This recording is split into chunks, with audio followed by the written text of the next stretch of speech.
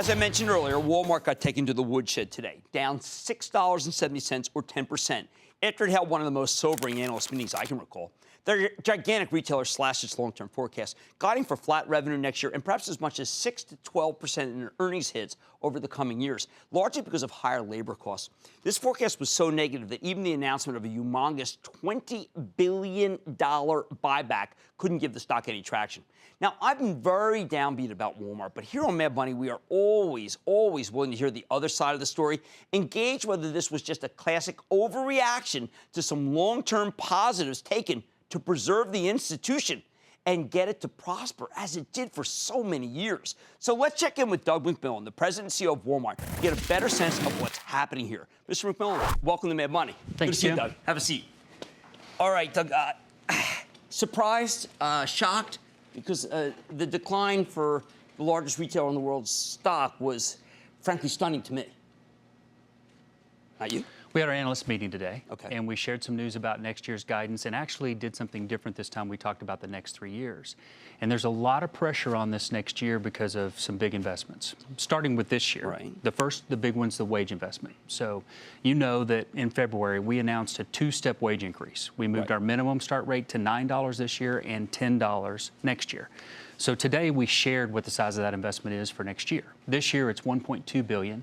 Next year it's $1.5 billion, which is about 75% of the short-term pressure that we feel next year before earnings start to turn. Yeah, but Doug, when I see Wall Street looking for a gain of 4% through fiscal year 2017, and you're talking about a possible decline of 6 to 12%, that is about as material as I ever see of a miss versus Wall Street guidance.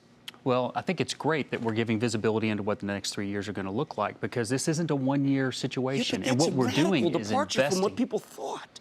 Don't you think you maybe put a release out this morning or something before Squawk? Something? Oh, people have known that $10 was coming for a while. This news today is just that we quantified it for everybody. But the real issue is, are we doing the right things to position Walmart for the future? Are we investing in the business to strengthen it? We ran down 6 quarters in a row in comp in U.S. stores. Right. You can't run down in comp in retail and win. Store sales. Right. So now we've run up 4 quarters in a row. We're seeing traffic go up. Customer service scores are going up.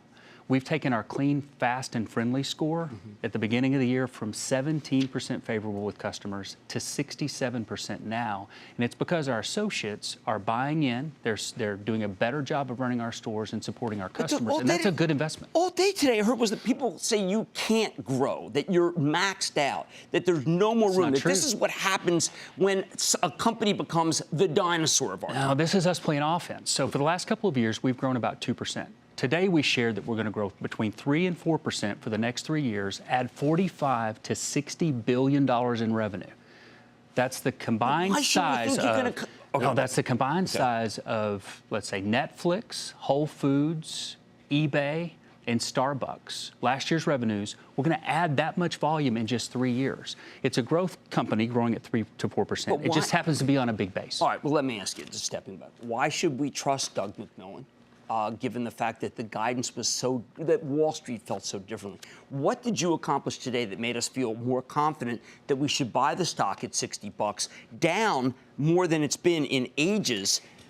Because to me, I don't know what the real outlook is now. If we don't win with customers, we don't have a business. Right. So we're doing 2 things at once. We're investing to improve the store experience, particularly in the U.S. We've got some great businesses outside the U.S. to talk about, too, when we get time. True. And we're building an e-commerce business, a technology business within Walmart. Doing both of those things at the same time puts pressure on short-term earnings.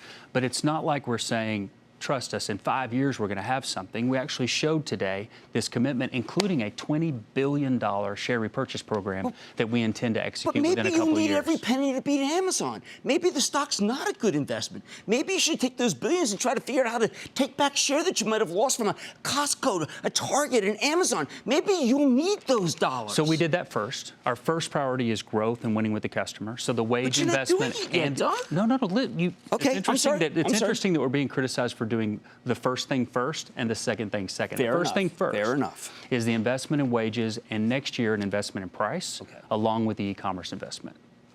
After that's over, we're going to generate $80 billion in cash in 3 years, over that 3-year period. Of that $80 billion in cash, we support a dividend. We have had a dividend increase for 42 years in a row. And we set aside this share repurchase to help shareholders get a return during that period of time. I think that's a really strong vote of confidence. Okay, well, how much of this weakness, you talked about the comparable sales going down, is economy, and how much of it is the fact that you may be losing share to others? What happened is that we got so focused in the last few years on productivity that we didn't invest in the stores the way we should have. Okay. So part of this is us that part of that you've been in since February 2014? Yeah, I own some of that. You own some. Okay, fair enough. So we started in February with this investment to try and recover from that, including putting some department managers in place so that we can build what we call store within a store to have ownership in each department. You've talked before about our apparel area, being able to find your size. Right. We need a manager in menswear that cares only about menswear. Good point. That creates a great experience for you. So we've added back over 8,000 department managers.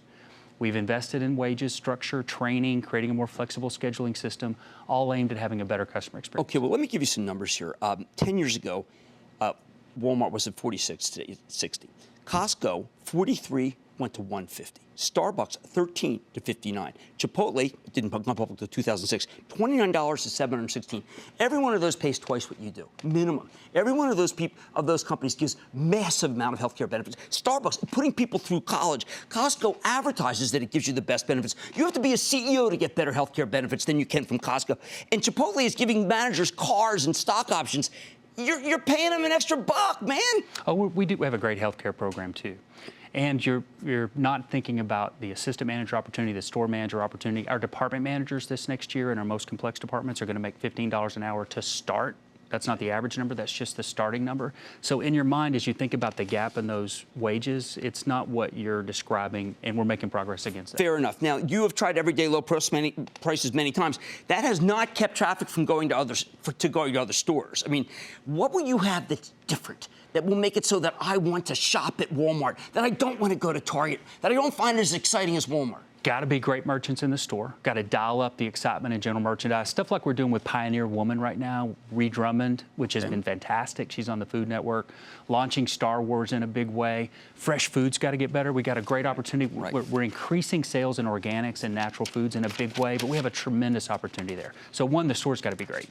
Two, we're adding to the assortment in e-commerce, and the real strategic win for Walmart is in the way that we put them together. A supply chain that can move not only truckload, pallet, and case, but eaches in a way to satisfy customers and do it at a lower cost because we leverage that existing supply chain. But again, I don't want to have to go pick up my goods at Walmart. I want them delivered to me cheaply via Amazon Prime. We've been doing grocery home delivery in the UK for 15 years. In the UK, the market went from stores to delivery and then back to pickup. Customers actually love pickup, but it can't be hard. You can't park in a Walmart parking lot, go to the back of the store. What we're doing now, I want the guy to come to my car, my friend. Yeah, so you pull into the parking spot. That's what we're doing now in Denver, and we've started to ramp. Is it working? It's working, and customers love it. Okay, well, going to 20 markets by the end of the year. Okay, well, that leads me to a step back question. I'm hearing a lot of great things. I'm hearing that you're going to take the country by storm with better numbers. I'm hearing e-commerce getting better. But I look at the stock, Doug, and the stock is like, it's like when St. Louis lost last night, okay? They're not coming back. I'm a Cardinals fan. Okay, well, sorry about that. But, you know, there's the score. We live by the score. You're a numbers guy as well as a merchant. The score is that you're losing or that you lost. Why should the score be changed? It depends on your time horizon. If you look at our But if you bought it yesterday, you'd be crushed. $2.7 billion investment in wages over 2 years, and you disagree with that, no, then maybe you react with the share price the way you are. But maybe I have a messaging problem. Maybe I'm not telling the story as well as I maybe need you're not to. getting enough credit for what you want to do, or maybe this is just the reset that now gives you, in the time I've been studying Walmart, you wanted more breathing room. You just got all the breathing room you need, so to speak, and that people have said, okay, well, listen, I don't think they can really grow, so it's show me. Do you think you can show me within the next year's time frame? Oh, we have to, but that's not the purpose of it. Okay. And all we did today is to quantify the move to $10 for everybody, and that surprised some people more than maybe it should have. Look, I think it surprised a lot of people. I mean, I think people were shocked, frankly. You got to give them that. The stock does not get hit like this. Communications? We've known for a long time it was moving to $10. But so we didn't. if I had it over again, maybe I should have quantified that in some ways earlier on. But it is what it is, and the news was going to be new at some point. You buying the stock tomorrow? Really? You going to buy the stock as soon as the window's open? I don't own anything but Walmart. Would you buy more? if I had some cash, but everything I got is tied up in Walmart. Fair enough. Okay. Wow, that's Doug McMillon, President and CEO of Walmart Stores, who I think has come on and pretty much told you exactly what he said today, but in a way that I think maybe he gets more credit for. Mad Money's back in. Booyah! Jim Cramer here from Mad Money. Thanks for watching CNBC on YouTube. Click here to subscribe and get the jump on my exclusives with CEOs, plus market news, investing advice, and a whole lot more.